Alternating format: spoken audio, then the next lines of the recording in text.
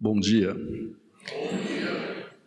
Hoje já temos essa celebração, né, essa lembrança dos Dias dos Pais, então nada melhor esse tema para nós explorarmos aqui alguns aspectos que dizem respeito a todos nós, independentemente da história de vida de cada um, desta encarnação e das encarnações passadas, que também se refletem nessas daqui. Afinal de contas, quando começamos a falar de família ou de parentesco, nós temos a felicidade de contarmos agora com a orientação e a instrução dos Espíritos que nos dizem que esses laços que nós temos, eles são muito mais antigos que nós podemos imaginar. Os laços, que são os temas também que nós vamos abordar, eles se fazem presentes quando nós temos qualquer tipo de relacionamento, de vínculo, sejam eles vínculos bons, afetivos, vínculos felizes, mas também aqueles que nos demandam um pouco mais de paciência, de preocupação, um pouco mais de tolerância. São aqueles laços que muitas vezes nós firmamos em acontecimentos do passado que nos fazem reaver ou termos de volta a experiência de convivermos uns com os outros, para nós nos harmonizarmos. Quando falamos de parentesco corporal e espiritual, ou falamos de família, nós estamos nos referindo a esses laços, a esse tipo de ligação que nós temos que nos fazem nos identificarmos uns com os outros. É a identificação que caracteriza uma família. Família tal, família do fulano, família do cicrano. Família é aquela caracterizada por um grupo que de alguma maneira estão juntos e são conhecidos ou reconhecidos como pertencentes a um núcleo, o núcleo familiar. E o nosso tema, ele vai tratar desse aspecto. Quando falamos de família corporal, estamos referendo-se àquilo que se faz de uma maneira mais quase que obrigatória para a vida de cada um, que é o grupo familiar a que está convivendo hoje, ou no passado. São aqueles grupos que nós tivemos a oportunidade de nascer, de termos as nossas primeiras experiências da Terra, nessa reencarnação. São aquelas pessoas que estiveram conosco, nos amamentando, nos protegendo, nos fortalecendo, nos orientando, de uma maneira mais adequada ou não, porque nós estamos aprendendo também a sermos pais, nós estamos aprendendo a sermos filhos, e é assim que nós vamos convivendo e galgando etapas de nossas vidas que nos fazem melhores.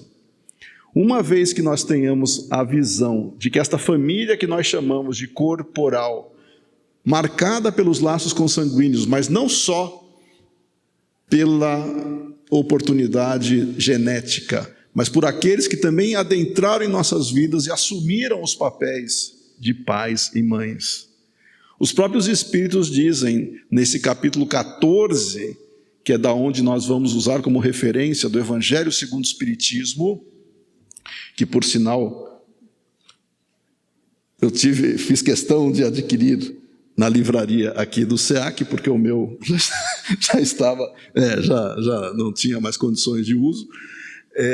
No Evangelho segundo o Espiritismo, uma das obras fundamentais de Allan Kardec, publicado em 1864, nesse livro nós temos no capítulo 14, em particular no item 8, que é o tema que nós temos hoje, do parentesco corporal e espiritual, mas no capítulo 14, intitulado Honra a teu pai e a tua mãe, nós já temos a certeza de que, interpretando este mandamento, porque não foi Kardec nem os Espíritos agora, isso é um mandamento mosaico, né? Honra teu pai e a tua mãe, e na época Moisés ainda disse, para terdes uma dilatada vida sobre a terra. Então nós abrimos este capítulo honrando pai e mãe, mas também esclarecendo o que na época se queria dizer para terdes uma dilatada vida sobre a terra. Então quer dizer que se eu não honrar o pai ou a mãe, eu vou morrer mais cedo. É uma interpretação mais direta que se poderia ter. Mas o que na época os Espíritos interpretaram, agora também explicando isso, na época as pessoas não tinham noção de vida futura. O que se tinha eram referências práticas, referências do dia a dia, referências cotidianas. E quando foi dita a frase, honra teu pai e tua mãe, para teres uma dilatada vida, ou seja, para viver mais, significava que era uma esperança de continuidade que de alguma maneira fazia sentido para o povo da época, que para você ter uma vivência maior, você precisaria também se comportar de maneira adequada. Depois os espíritos esclareceram que não se referia a ter uma vida cronológica maior, viver 100 e poucos anos, não é isso.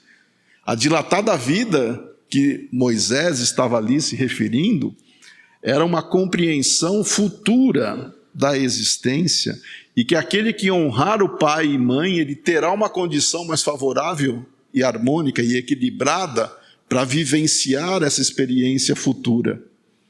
Honrar pai e mãe é dito não só por ser um mandamento, mas é dito pelos espíritos para Allan Kardec nesse item, e em particular nesse capítulo, é um dever que nós temos para com aquele que, de alguma maneira, tanto o pai quanto a mãe, ele se predispõe a nos receber como filhos.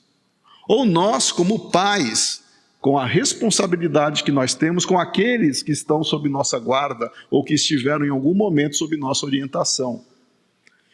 Isso é dito como se fosse uma lei natural, uma obrigação, tanto daqueles que vão orientar, e tem a responsabilidade disso, é uma missão.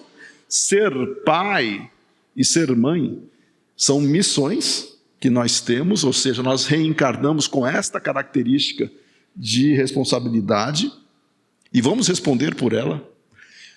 Assim como nós todos, filhos, temos a obrigação também de honrar estes que nos precederam e nos ajudaram a ser quem nós somos hoje. E não importa se erraram, se falharam, se tiveram seus deslizes, que todos nós temos, como nós podemos também estar neste exato momento cometendo com os nossos próprios filhos. Isso faz parte de um planeta de expiações e provas, aonde nós estamos aprendendo uns com os outros. Os próprios espíritos dizem que a palavra honrar significa respeitar o próximo, mas como uma característica mais profunda, significa ter a oportunidade de direcionar a eles tudo aquilo que nós temos, que nos poderia fazer engrandecer esse laço que nós estamos formando. A honra ao pai e à mãe é fortalecer este laço com respeito, ainda que esses espíritos que estão ocupando esta posição ou esta responsabilidade também estejam enfrentando desafios em orientar, em auxiliar, porque eles mesmos também participam de um processo de autodescobrimento e podem ter erros, como nós fazemos isso com os nossos filhos. Tem até uma música de um grupo popular brasileiro, que eu particularmente gosto, chamado Legião Urbana. Nossa, nós estamos falando de um grupo musical. Porque eles têm uma letra de uma música muito boa, Pais e Filhos, aonde é tocado nesta questão dessa relação que nós temos. Se hoje nós criticamos, nós podemos ser criticados. Se hoje nós reclamamos, nós vamos fazer igual quando tivermos as mesmas responsabilidades, porque estamos trazendo o nosso passado, convivendo com o nosso passado, com acertos e erros, e tentando consertar. Assim é com os nossos pais, assim é com os nossos filhos. Nós estamos buscando nos harmonizar, todos, de uma maneira mais explícita na família consanguínea. E o que é essa família consanguínea? Aquele grupo que nesta encarnação nós tivemos a oportunidade de nos aproximarmos e termos esses laços expostos, esses laços de afinidade e talvez de busca de reequilíbrio que nós devemos ter. Numa família, nós vamos encontrar seres, espíritos, que já tivemos contato antes E esses contatos podem ser, ou podem ter sido felizes ou não. Mas não importa, se estamos juntos é para reequilibrarmos. Tanto faz pais e filhos, cada um na sua posição, porque depois nós vamos trocar de posição também, para estabelecermos esses laços. A família corporal, ela tem, claro, características específicas que naquele momento são fundamentais para o espírito que está ali participando aprender com isso. A família corporal não quer dizer que nós tenhamos só espíritos amigos e afins convivendo conosco, porque nós temos também espíritos buscando o reequilíbrio.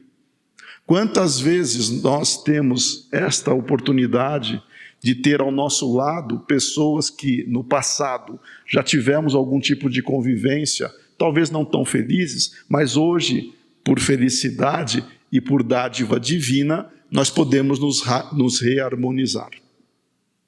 É por isso que nós reencarnamos, para aprender, para praticar o amor, e não para nós ficarmos achando que os outros nos devem, que os outros devem agir conforme nós gostaríamos que agissem. O mais importante do processo de esclarecimento que os espíritos nos deixaram é o conhecimento de que, como a vida continua e esses laços também continuam, não importa a posição em si, nós vamos nos reharmonizar, isso é certeza. Nós vamos nos reharmonizar. Quando? Quando nós também estivermos predispostos a isso e assim agirmos. Porque se não agirmos favoravelmente, a vida vai nos colocar de alguma maneira, em algum momento, juntos novamente, para que nós tenhamos essa situação equilibrada. Ah, é punição. Não é punição. Pelo contrário, é amor. Para nós formarmos uma só grande família, formada por laços que não são consanguíneos, mas são por simpatia.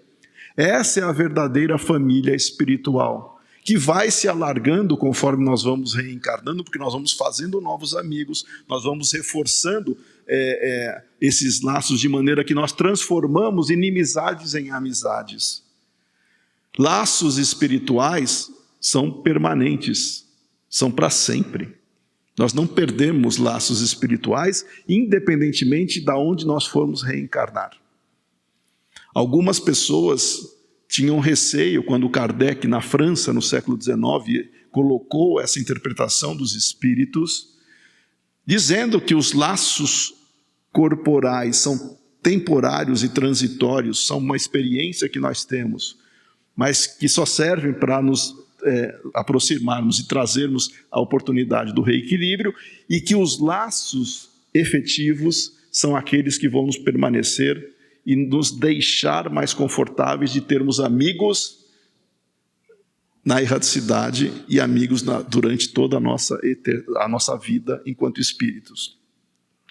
Se temos famílias, não importa se grande ou pequena, tem famílias grandes, tem núcleos familiares com pessoas que têm dezenas de integrantes que, quando se reúnem no Dia dos Pais, tem que se alugar um restaurante ou algum ambiente grande, porque não comporta a quantidade de pessoas ali daquela família. E nós temos famílias muito pequenas. Às vezes alguém está isolado, está sozinho, porque todos os seus parentes consanguíneos já desencarnaram. Ou porque durante a sua trajetória de vida, ele não teve a oportunidade de estar no núcleo fixo.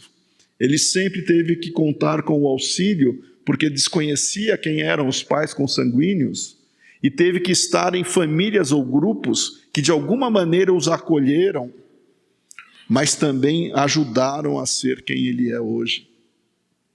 É para estas pessoas que nos acolhem, mesmo não sendo também parentes consanguíneos, para estas pessoas é que nós também dedicamos o amor e o respeito que nós chamaríamos de pais e mães. São para estas pessoas que dedicam e se deixam, muitas vezes usando essa palavra, eles abrem mão de fazer coisas para si, para se dedicar para outra pessoa.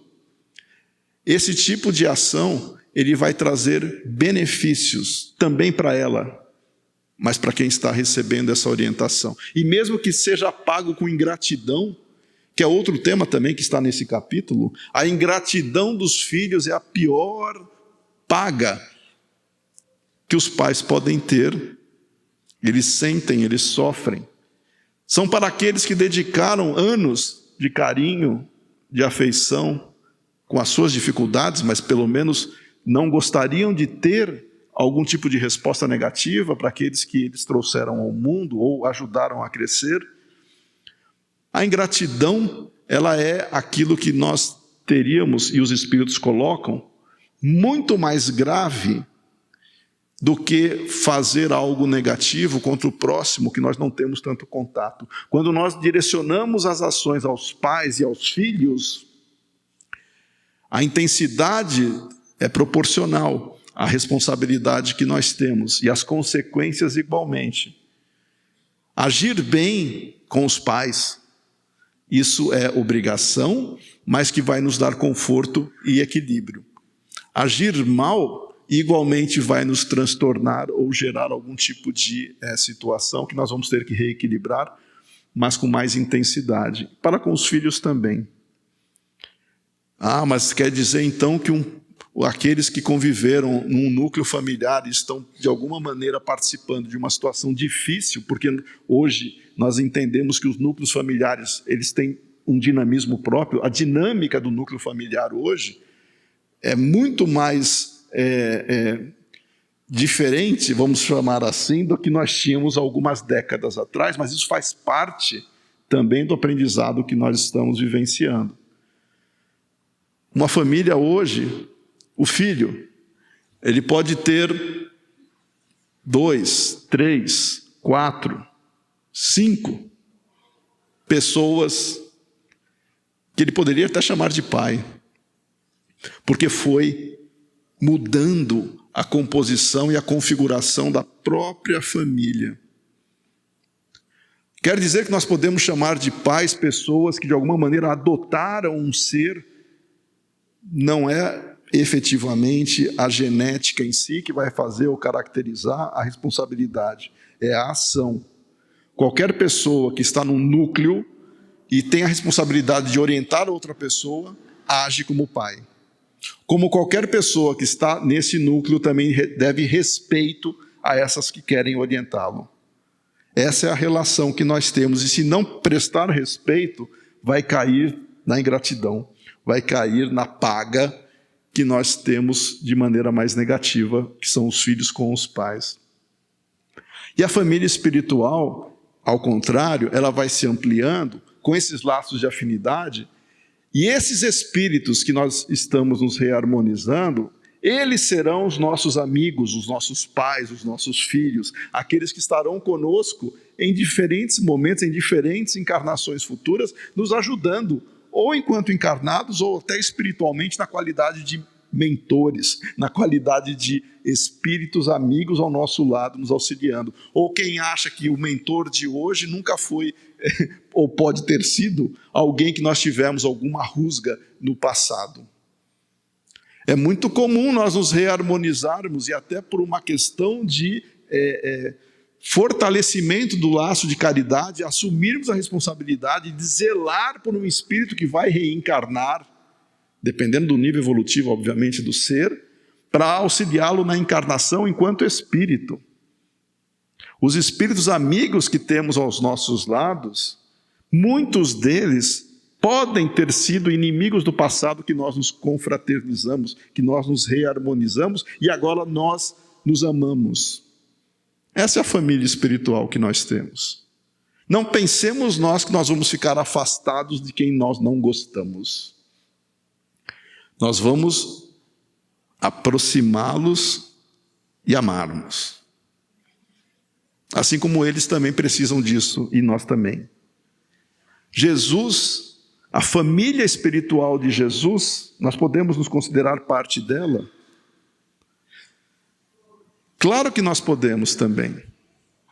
Nós nunca tivemos a oportunidade de reencarnarmos, pelo menos num sentido mais explícito, neste planeta, numa família específica, onde o laço consanguíneo determine os ancestrais ou quem virá pela frente, a condição moral do indivíduo. Nós vamos aprimorando a condição moral. Nós reencarnamos para isso. Os Espíritos nos dizem, nós reencarnamos para nos aprimorar em 2 sentidos, moral e intelectual. Moral e intelectual. Todas as oportunidades são nesse sentido. Na família, mais intensa. Aquela frase que muitos adolescentes gostam de usar, adulto também, já ouvi também, mas muitos adolescentes gostam de usar, eu não pedi para nascer. Adolescente gosta de falar isso. Pelo menos boa parte deles. Fala isso para os pais. Eu não pedi para nascer. Como se fosse uma responsabilidade dos pais ter que aguentar a maneira dele ser. Quando eles dizem que não pediram para nascer, eles estão cometendo um erro, um equívoco muito grande. Porque muitas vezes nós imploramos para nascer naquele núcleo familiar, porque é aquele núcleo que vai nos permitir ter esta aproximação e esse convívio e um ambiente favorável para nós nos reequilibrarmos. Se alguém disser, eu não pedi para nascer, olhe para ela, se ela não for espírita, mas olhe para ela com compaixão, porque está ainda aprendendo o que é a vida e não tem noção desses laços que nos unem. Pediu para nascer? Sim, a maioria de nós. Alguns nasceram de maneira compulsória. Não, eu não quero nascer. Vai nascer. Ela é atraída para o ambiente mais adequado. Nós podemos achar que no mundo espiritual temos tudo o que precisamos para evoluir. Não, não temos. Nós precisamos conviver na matéria com todas as situações que a matéria mais densa propicia, principalmente as sensações, mas também aquilo que a matéria nos deixa como, de novo, um presente, uma oportunidade para nós nos reconciliarmos, o esquecimento. Nós esquecemos quem fomos no passado para isso. É uma das questões do Livro dos Espíritos. Por que nós esquecemos as nossas vidas pretéritas? Por causa disso. Para nós termos um momento que não possa ser prejudicado por uma lembrança aflorada daquilo que nós fizemos uns para os outros. Hoje nós somos melhores que ontem. Hoje nós somos melhores que ontem. Imagina como é que nós éramos ontem. Nós estamos evoluindo, nós nunca retroagimos. Se hoje nós somos melhores, e nós podemos reconhecer, com sinceridade, com honestidade, nós temos muita coisa a melhorar ainda. Se estamos melhorando, aos pouquinhos, mas estamos, no passado erramos e erramos muito.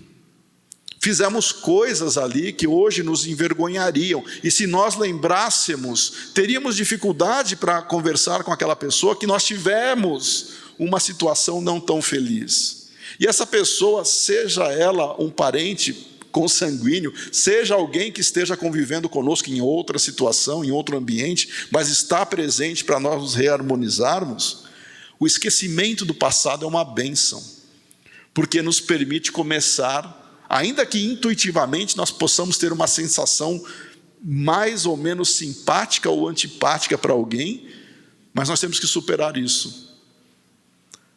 A impressão de simpatia que muitas vezes nos acomete, né? Nossa, eu nunca vi esta pessoa, mas olhando para ela parece que eu convivo com ela, ou que eu tenho uma afinidade com ela de muito tempo. Isso pode acontecer. E pode acontecer o inverso também.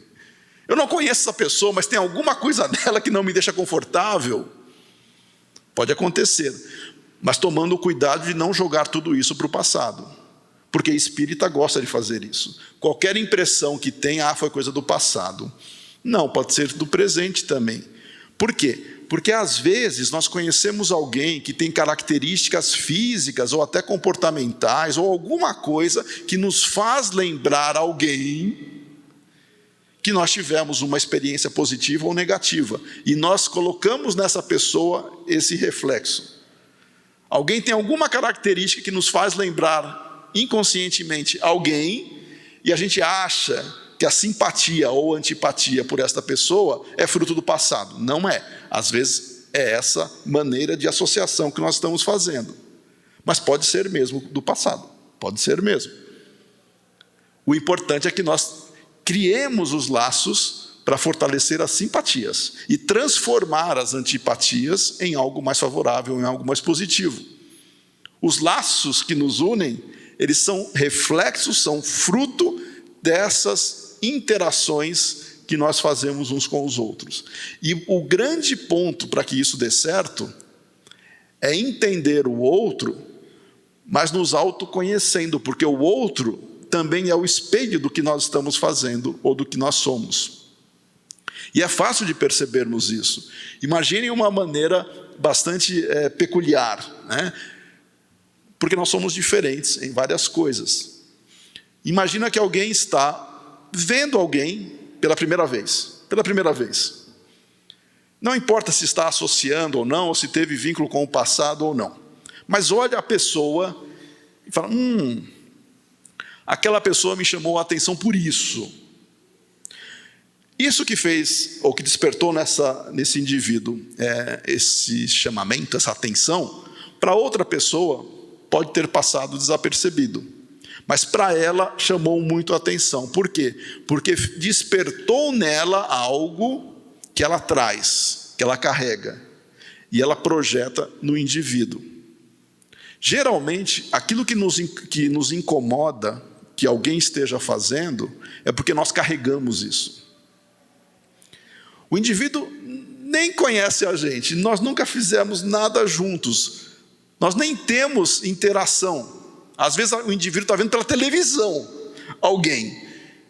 Só que a maneira de ele se portar, ou a maneira que ele fala, ou alguma coisa que ele representa, desperta na pessoa quase que uma sensação, muitas vezes desconfortável, porque mexeu com alguma coisa que ela carrega. E aí nós temos que nos autoconhecer. Por que será que aquele indivíduo me faz ter esta sensação? Muitos preconceitos que nós temos na sociedade decorrem dessa situação. Não pode fazer isso. Por quê? Porque eu não quero, porque eu não gosto. Por quê? Porque está dentro dela. Às vezes nós não entendemos o outro, mas o outro nos traz algo que está dentro de nós e nós projetamos no outro isso que nós estamos sentindo. Na família é a mesma coisa. Geralmente os pais querem que os filhos sejam da maneira que eles entendem, né? Sigam esse caminho ou aquele caminho. Mas os filhos são pessoas diferentes, são espíritos diferentes, que têm características também, muitas vezes até mais antigas que os próprios pais, trazendo oportunidades para serem trabalhadas, para serem experimentadas. Os pais não são responsáveis pela conduta dos filhos integralmente. Eles podem orientar, eles podem fazer o possível para ajudar ou auxiliar, mas se os filhos tomarem decisões contrárias àquilo que os pais não gostariam, é autonomia dos filhos também. Dependendo da idade, o pai é responsável, legalmente inclusive, por isso. Mas depois de uma certa idade, não adianta os pais quererem falar onde eu errei. Porque da maneira que o adolescente fala, eu não pedi para nascer, os pais também falam onde eu errei, né? Com a criação do filho. Como se o filho fosse uma máquina, partindo ou criada do zero. Não, ele traz uma bagagem, ele traz todos os laços que ele carrega e vai manifestar isso no dia a dia. Quer dizer que os laços que nós estamos fazendo ou falando aqui, eles caracterizam e significam exatamente o que nós temos que valorizar, a família. E nós insistimos em valorizar a família com todos os problemas que possam de alguma maneira ocorrer nesses relacionamentos, porque nesse núcleo a orientação legítima em termos de responsabilidade por missão são daqueles que estão ali envolvidos. Os valores morais são ali trabalhados. Não são pessoas externas à responsabilidade da família. São pessoas que estão ali convivendo. Claro que o ambiente externo vai influenciar de alguma maneira, mas o principal é aquele dever da orientação que os pais possuem. A família espiritual, ela está ao nosso lado em todos os instantes. Em todos os instantes. Na família física, consanguínea, ou estando longe dela, nós sempre teremos família espiritual ao nosso lado. Amigos que querem o nosso bem. Aqueles que nós chamamos de anjo da guarda, que supostamente é um espírito com mais elevação que nós, não que seja um espírito puro, mais evoluído que nós. Não é difícil ser mais evoluído que nós, né? Mas é um espírito já mais experiente e evoluído que nós, moral e intelectualmente. Este espírito que nós chamamos de anjo da guarda, ele fica feliz quando nós acertamos e lamenta quando nós temos alguma dificuldade e não conseguimos superá-la de uma maneira adequada. Ou criamos para nós mesmos empecilhos que nos prejudicam e nos atrasam no processo evolutivo. Este amigo que nós chamamos de anjo da guarda, todo mundo aqui tem um. É aquele ser, é aquele espírito que assume a responsabilidade de pai. Porque ele vai zelar por nós.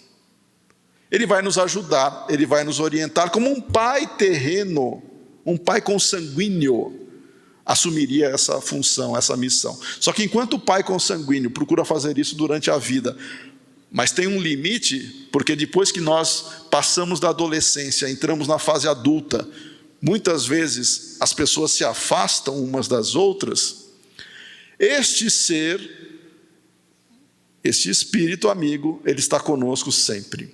E vai estar do nascimento até a desencarnação. E não raro é ele que nos recebe muitas vezes quando nós desencarnamos. Este ser, chamado anjo da guarda, ele está fazendo parte dessa família espiritual. E nós vamos fazer parte também de todo o mundo, em termos de conjunto e de auxílio uns aos outros, daquele grupo que se predispor a amar, a se reconciliar, a dar a chance a si mesmo a tolerar o outro. E quando nós falamos amar, não é no sentido piegas, né? Vem cá, quero te dar um beijo, um abraço. Não é isso. Amar é não pagar o mal com o mal. Amar é respeitar o direito, ainda que nós não concordemos, mas é respeitar o direito. Isso é amar.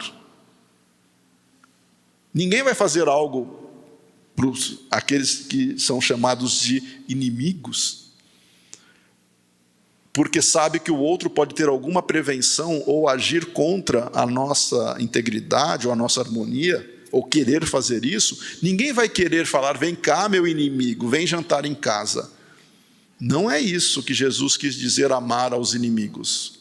Jesus quis dizer exatamente não aumentar e não gerar violência nessa relação, buscando harmonizar-se, preservar-se, obviamente, com disciplina, exigindo respeito, mas não se deixando levar pelo ódio, pela ira, pelo rancor, que nos intoxica.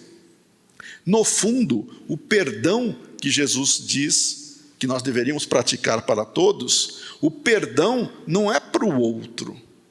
O perdão, ele beneficia a nós porque nós não guardamos sentimentos negativos que vão nos prejudicar. E nós podemos levar isso futuramente. Um laço construído em cima de desavença, em cima de desarmonia, esse laço vai ter que ser reharmonizado. Mas, se uma das partes não alimenta isso com ódio, rancor, ira, cabe a outra parte buscar se reharmonizar e muitas vezes vivenciar experiências dolorosas que seja, porque a parte que ama ou que não busca pagar com violência, ela está fazendo a parte dela e ela não vai ter que sofrer nenhuma consequência negativa pelo seu ato. Eu já falei duas coisas aqui, eu falei dos filhos, não pedi para nascer. Falei dos pais, onde foi que eu errei. E eu vou falar mais uma agora, que é interessante também. Geralmente as mulheres falam isso quando o marido desencarna. Que bom! Nunca mais agora terei que viver. Não todas as mulheres, obviamente, né? Mas já ouvi falar assim. Nunca mais, já paguei a minha parte, não quero, graças a Deus, agora eu já cumpri a minha missão. Alguns homens também podem dizer isso também, né? Não pode também. Achando que o sacrifício é o que vai harmonizar os laços. Nós vamos nos rever, todos, todos, sem exceção. Meu Deus, todos. Por quê? Pelos laços. Os laços que nós estamos criando. Então é melhor criarmos laços felizes do que laços infelizes, porque os laços infelizes estreitam ainda mais a convivência da pessoa para elas se reharmonizarem de alguma maneira mais próxima. Não tem como você reharmonizar à distância. Eu quero reharmonizar com fulano à distância. Seria algo prático, né? Algo prático. Ele lá, eu aqui. Mas, nas relações sociais que nós temos e nas relações espirituais, essa reharmonia, ela se dá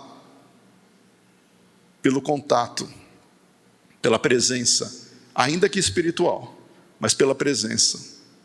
Falamos dos espíritos amigos que nos rodeiam e que nós já temos os laços de afinidade, que é a nossa parentela espiritual, calcada no mesmo ideal, nós temos uma simpatia que nos faz unidos, encarnados e desencarnados. Os desencarnados, eles procuram aqueles que de alguma maneira entram na mesma faixa vibratória, no tipo de pensamento. Se eles guardam desavenças, tanto faz estar encarnado ou desencarnado, a desavença continua e os laços atraem uns aos outros. Quando um não quer mais ter a desavença, aí é problema do outro. Mesmo que o outro procure ou tente fazer algum tipo de aproximação, não é tão simples assim, porque quem está mais equilibrado e harmonizado não se deixa influenciar por quem não está. Quando Jesus, que foi o espírito mais evoluído que encarnou aqui neste planeta, quando Jesus vivenciou tudo que ele teve aqui, de frente com a ingratidão humana, com aquilo que tinha de mais desprezível no ser humano em termos de egoísmo, de orgulho, ele nunca entrou em desarmonia. Ele continuou amando. Mas não é porque ele continuou amando que ele deixou de expor e se posicionar com rigor, firmeza e disciplina sobre o que deveria ser o bem. Ele não acusava a pessoa. Nunca ele acusou alguém. Ele combatia o comportamento. Ele e os seus discípulos. Quando alguém dizia, raça de víboras, no caso João Batista, raça de víboras. A raça de víboras era o comportamento hipócrita e oportunista que existia dentro de uma cultura que as pessoas agiam assim em detrimento do próximo. Túmulos caiados por fora e cheios de podridão por dentro é a hipocrisia humana. Mas ele amava e continuava amando a todos. Mas ele combatia as mazelas que nós ainda podemos expressar. Na família, o papel dos pais é exatamente esse. É combater, orientar, disciplinar o comportamento, mas amando o indivíduo. Não achando que o indivíduo seja a própria causa daquele mal. É o indivíduo experimentando situações difíceis que ele carrega, fruto do orgulho e do egoísmo, que nós também carregamos. Mas ajudando e amando. Se o indivíduo persistir naquilo que seja mal, não é culpa dos pais. Tirem a ideia de culpa porque os filhos agiram errado. Tirem ideia de culpa. Não só os pais, os filhos também. Tirem ideia de rancor ou de ódio porque os pais erraram. Porque o indivíduo comportou-se de maneira errada ou equivocada, porque ele vivenciou experiências que não permitiram que ele ainda se reequilibrasse e está sofrendo por isso, e nós também, claro, temos o reflexo disso em nós. Mas amar o indivíduo não significa concordar com o que ele fez. É não sentir ódio, não sentir rancor. É isso que vai nos harmonizar. E pode ser à distância, porque quando nós desencarnamos, nós continuamos ligados pelo pensamento.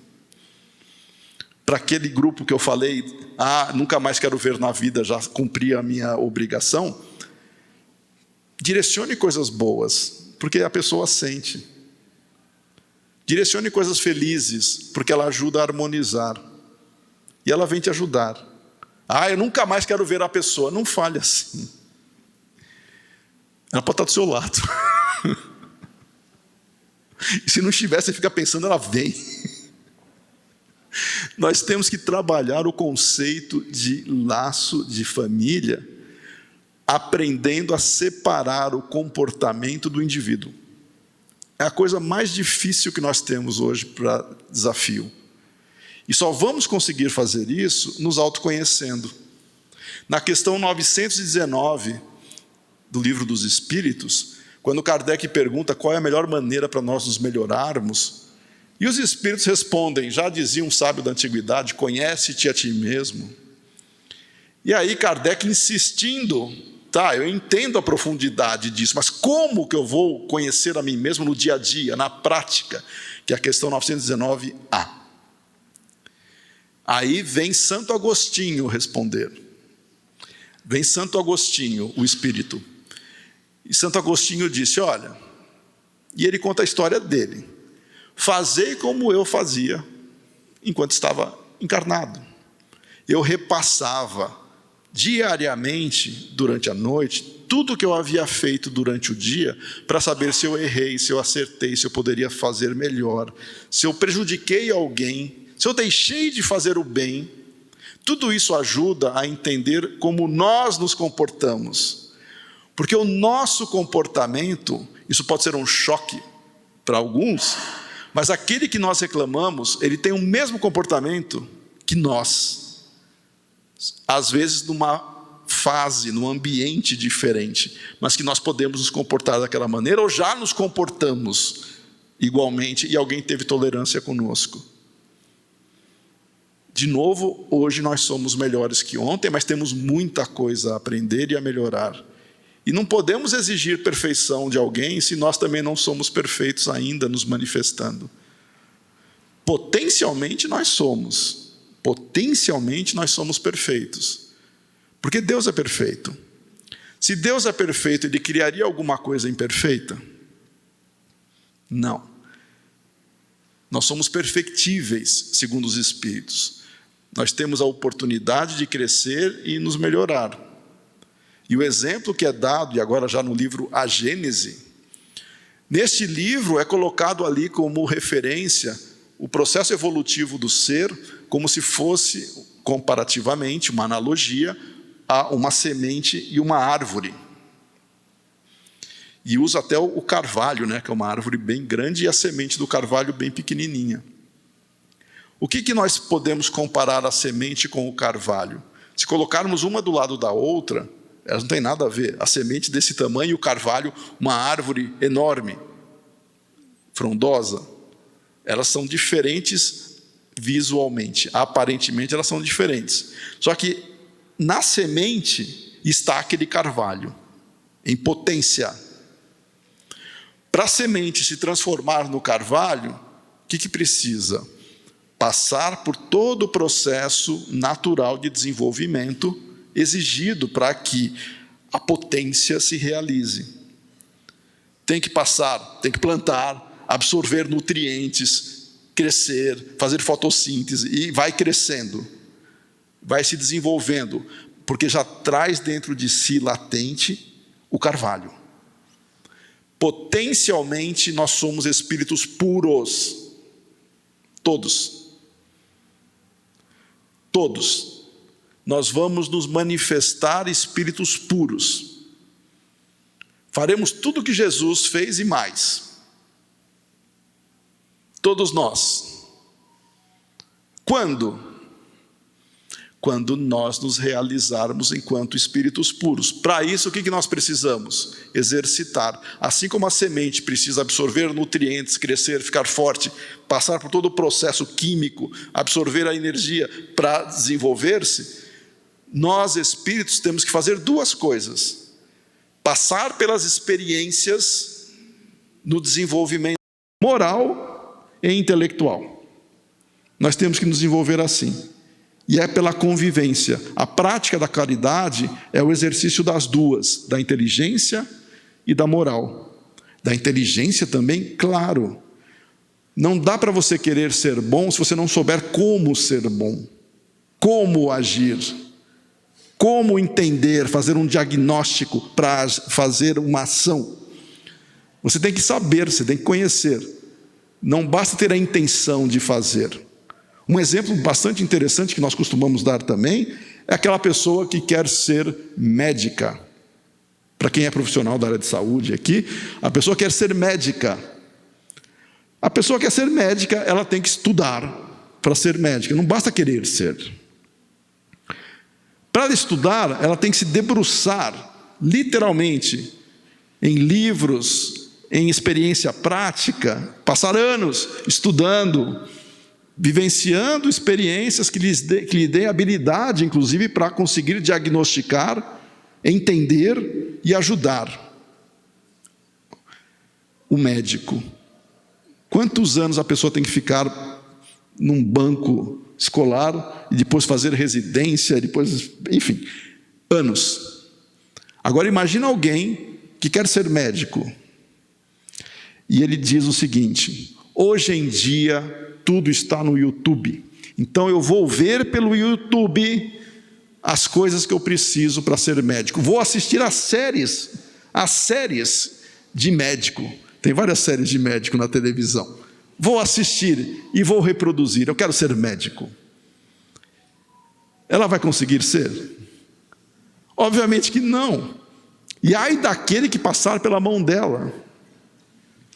Não, eu vi todas as séries, todos os filmes de emergência, eu sei como agir. Não sabe.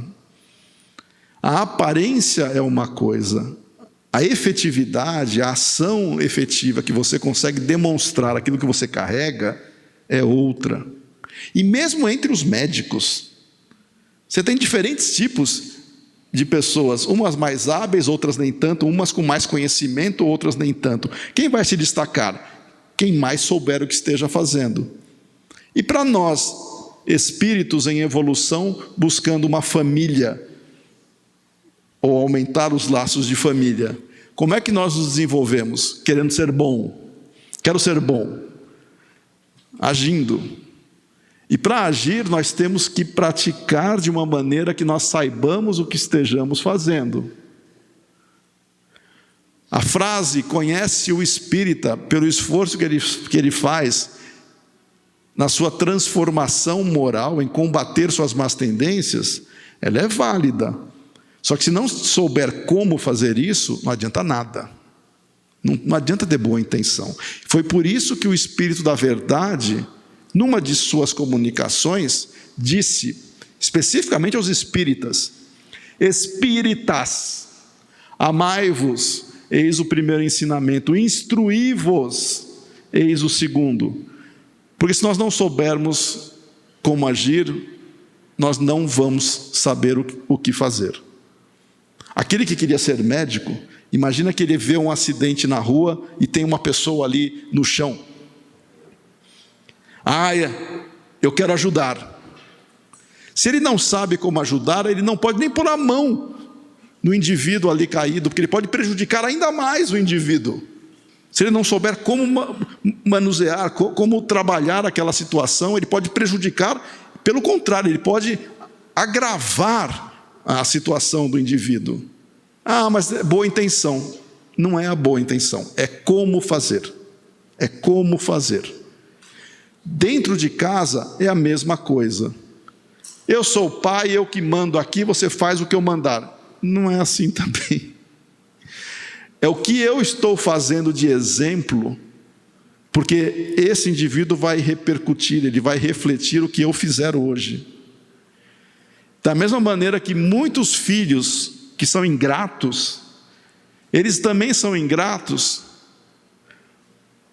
porque eles trazem em si elementos comportamentais que não foram devidamente identificados, e ele não trabalhou isso dentro dele. No fundo, é o autoconhecimento que vai nos fazer melhores, como diz a questão 919.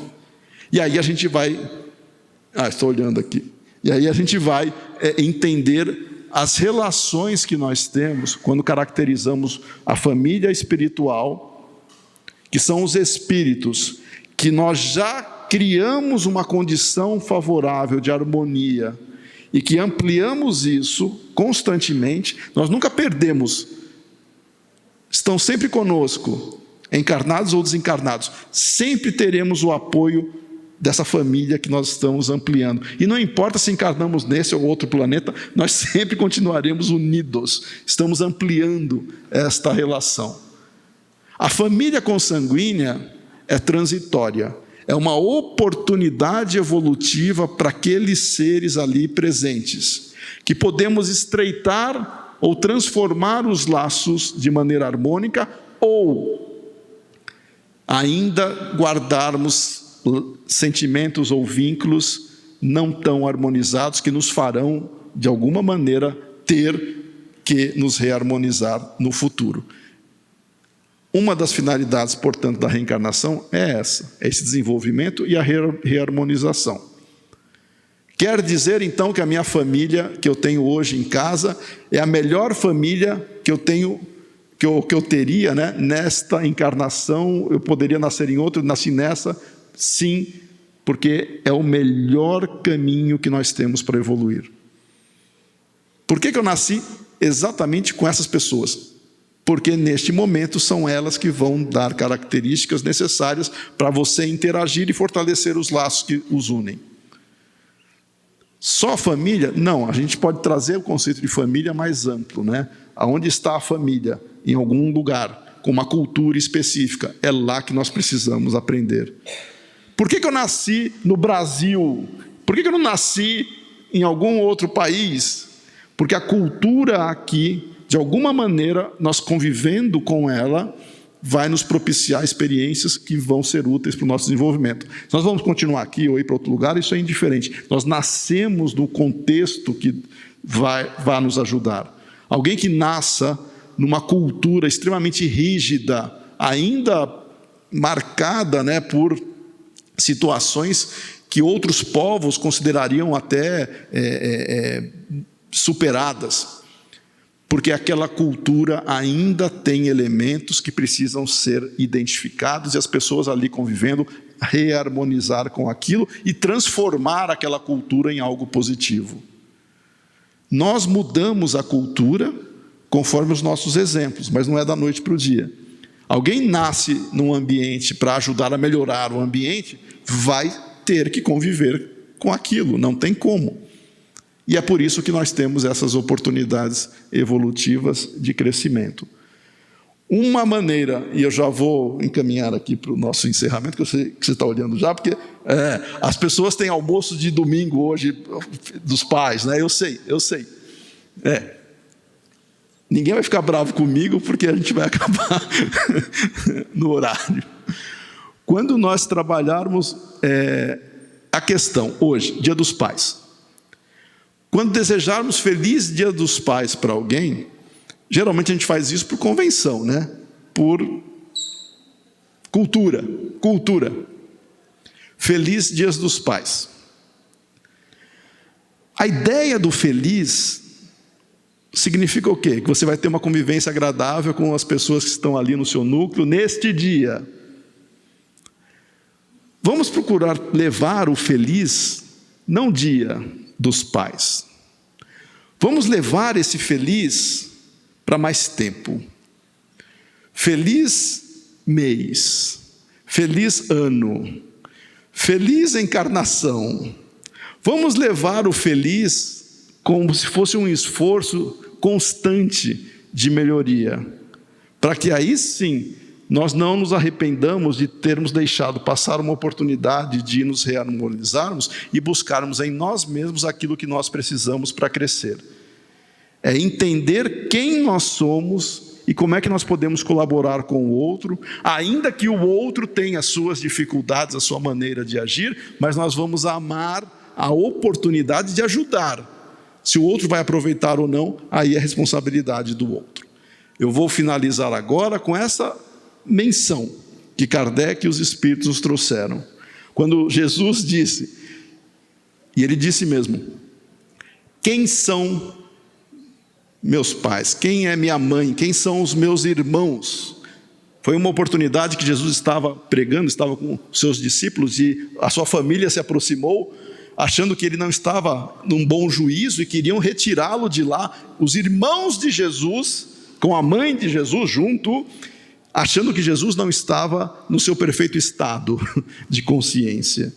E Jesus disse, todo aquele que faz a vontade de meu Pai, este sim é o meu irmão, é da minha família. Essa é a mensagem que nós temos, e ele fez a separação entre família consanguínea e família espiritual. Todos nós que fizermos a vontade do Pai, nós estamos na mesma família.